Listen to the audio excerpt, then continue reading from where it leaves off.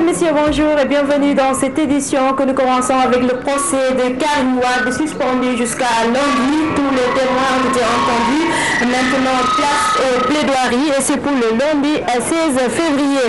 La Convention démocratique Bokk Gis Gis peint un tableau sombre de la campagne de commercialisation de l'arachide. Elle martèle en outre que l'autosuffisance en riz en 2017 relève de l'utopie à cause de l'incompétence des autorités. Selon Pape Diop, le président du parti, il a fait face à la presse. Adi Atala, Thierno Laurent Mendy.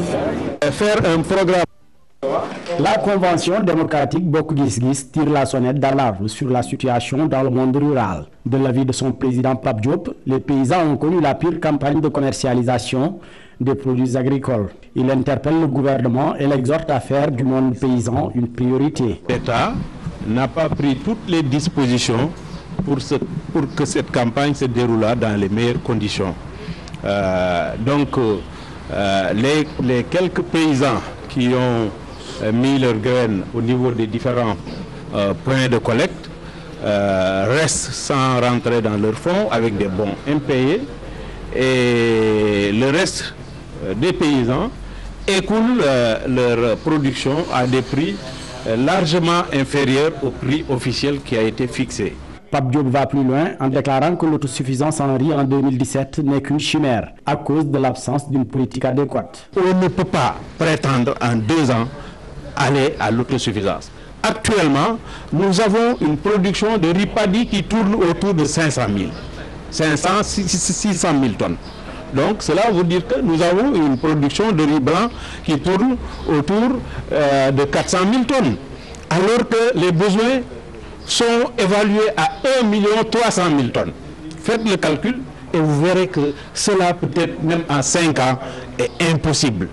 Il faut maintenant que nous y travaillons pour que le Sénégal arrive un jour à être autosuffisant en matière de riz et même pour les autres spéculations. En marge de la conférence de presse de Bokk Gis Gis, le parti a enregistré des adhésions, notamment des démissionnaires du Parti démocratique sénégalais, de l'APR et du Modèle dans le département de Koungheul.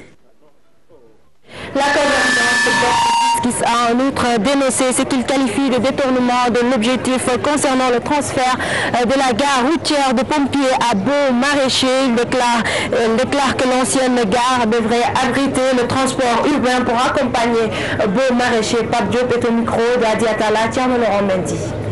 Faire un programme comme le PSE et le démarrer avec la construction de logements sociaux représentés par des tours me paraît une aberration.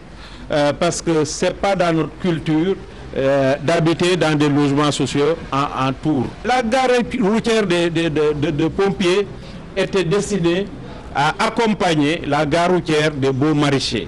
Elle devait être transformée en une gare urbaine. Dans le projet initial, je dis, malheureusement, cette gare routière a été bradée.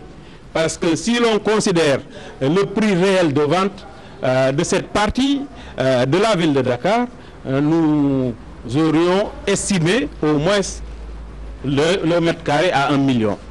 Alors que l'État du Sénégal a vendu toute cette assiette foncière à moins de 1 milliard de francs CFA. Série de réorganisation des formations politiques après le Parti socialiste, c'est au tour de l'AFP de mettre sur pied la nouvelle équipe de son instance de décision. Cette restructuration ne serait-elle pas liée à la présidentielle de 2017? Abdoulaye Wilane du Parti socialiste ne le pense pas. Il estime que rien ne prouve qu'il y aura réellement élection présidentielle en 2017. Et pour Luc Sarr de l'APR, cette réorganisation rentre dans le cadre de la massification du parti. Reportage. Le PS, l'APR, restructure son secrétariat exécutif national. De nouveaux membres font leur entrée. La plupart d'entre eux sont des maires. Une manière de massifier le parti. Ce qui nous intéresse, nous, aujourd'hui, en tant que parti, c'est 3 choses. Massifier le parti, garantir son extension sur l'ensemble du territoire national et au niveau de la diaspora. De nouveaux camarades qui ont été brillamment élus maires dans leurs localités respectives ont été promus au rang de membres du secrétariat exécutif national. Abdoulaye Wilane se veut clair, le PS n'est pas un parti comme les autres. Il précise que dans son parti, la restructuration se fait tous les 4 ans. Nous, ce que nous faisons, c'est pour faire vivre le parti au quotidien et répondre à la vocation et à l'organisation d'une formation politique digne de son nom. Maintenant, que d'autres, après avoir vu ce que le PS a fait, et des idées ont été inspirées, bon, c'est leur droit. Cette série de réorganisation dans certaines formations politiques intervient à quelques encablures de 2017. Serait-elle liée à la présidentielle? Nous ne sommes pas dans une logique de 2017. Madame, aujourd'hui, le débat a été pollué par 2017. Nous sommes en 2015. Les Sénégalais vivent en 2015. Qu'est-ce qu'il faut apporter comme solution à leurs préoccupations?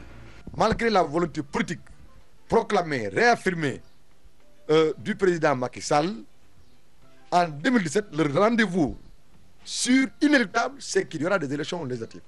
Pour une présidentielle, c'est à condition qu'il faut des préalables. Ces préalables ne sont pas encore réunis.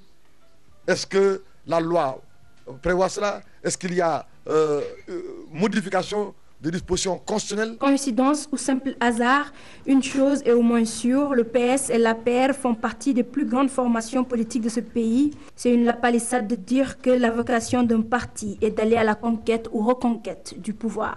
La Confédération des syndicats autonomes du Sénégal, CSA, fait le bilan des 3 ans de Macky Sall au pouvoir. Un bilan mitigé. La polémique autour de la loi cadre sur les universités publiques du Sénégal, la CSA opte pour une médiation entre les parties prenantes.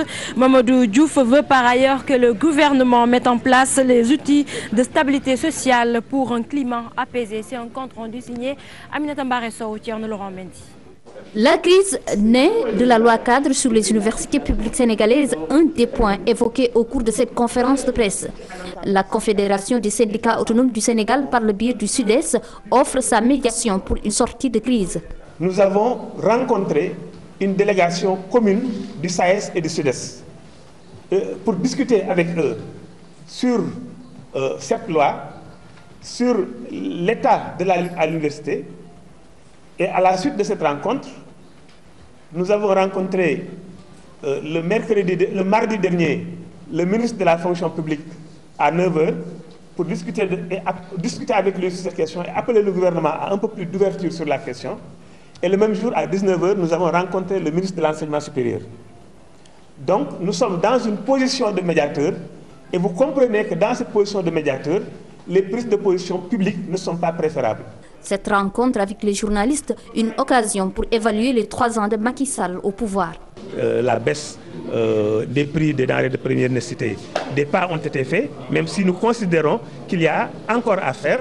Nous avons salué en son temps également la baisse de la fiscalité sur les salaires, tout en dénonçant et rejetant le discours guerrier que nous avons entendu à la fin de l'année 2014 sur les salaires, parce que nous considérons que jusqu'à présent, il y a des disparités certes, mais ce qui crève le plafond, il ne faut pas le voir du côté des travailleurs moyens, il faut le voir surtout du côté des responsables de l'État. Face à la tension sociale qui perdure, le secrétaire général de la CSA plaide pour une mise en application des différents outils de stabilité sociale déjà existants. C'est le pacte national de stabilité et d'émergence, c'est le pacte républicain qui est sorti des assises de l'éducation, mais ces outils de stabilisation, si le gouvernement ne fait pas d'efforts pour les mettre en œuvre, mais il va de soi que la valeur d'une arme dépend de celui qui la tient. Cette conférence de presse de la CSA fait suite à la réunion du bureau confédéral du 24 janvier 2015. Mamadou Diouf et ses collaborateurs invitent également les acteurs politiques à un dialogue fondé sur le respect des institutions de la République. Aminata Mbaré Sow, merci. Et puis en sport, depuis l'élimination du Sénégal de la CAN 2015 et la démission d'Alain Giresse, la question d'opter pour l'expertise locale ou étrangère se pose. Qu'en pensent les Sénégalais? Comment les experts apprécient-ils le choix de la fédération de ne pas procéder à un appel à la candidature? Élément de réponse dans ce reportage signé Pape Chertiak. Un entraîneur local ou un entraîneur étranger pour remplacer Alain Giresse sur le banc des Lions? La question se pose avec acuité depuis la déconvenue du Sénégal à la CAN 2015. Je suis pour un coach local. À mon avis, il y a quelqu'un dans ce pays qui peut faire l'affaire. Il faut juste leur donner leur chance. Les coachs locaux ne peuvent pas tous être limités. Ce n'est pas possible. J'aurais choisi un Sénégalais, un patriote, un joueur de la génération de 2002. Ils ont l'expérience, ils ont la patrie, ils sont des patriotes. Et puis, ils croient au Sénégal. Et surtout l'expérience, j'insiste beaucoup sur l'expérience. Et puis ils connaissent le football sénégalais, comment ça marche, le football africain. Donc je pense que le meilleur choix, ce serait de prendre des joueurs de la génération 2002. Dans un souci d'éviter une rupture brutale et semer le doute inutilement, la Fédération sénégalaise de football a décidé, de concert avec la tutelle, de procéder à une consultation au lieu d'un appel à candidature. Je pense que c'est une démarche logique, étant entendu qui sont liés par un problème de temps et que l'État les a sommés d'en chercher un dans les plus brefs délais. Je pense que dans ces conditions-là, bon, on peut laisser à la Fédération le soin de voir, de chercher et d'apprécier, de mettre en place quelqu'un qui a le profil. Je crois que c'est une démarche cohérente. Je ne décris pas cette idée. Mais la fédération quand même devrait y associer, je veux dire, les acteurs du foot, ne serait-ce qu'en puiser leur, je veux dire, leur vision, parce que c'est un choix où il ne faudrait pas y aller à la va-vite. Hein. Le Sénégal cherche sélectionneur depuis l'élimination des Lions de la CAN 2015. Plusieurs entraîneurs auraient manifesté leur volonté de manager. Pape Cheikh Diack, merci. Pape Cheikh, c'était là l'essentiel de cette édition. Merci Fatima Ba Diakhaté. On retrouve la rédaction tout à l'heure.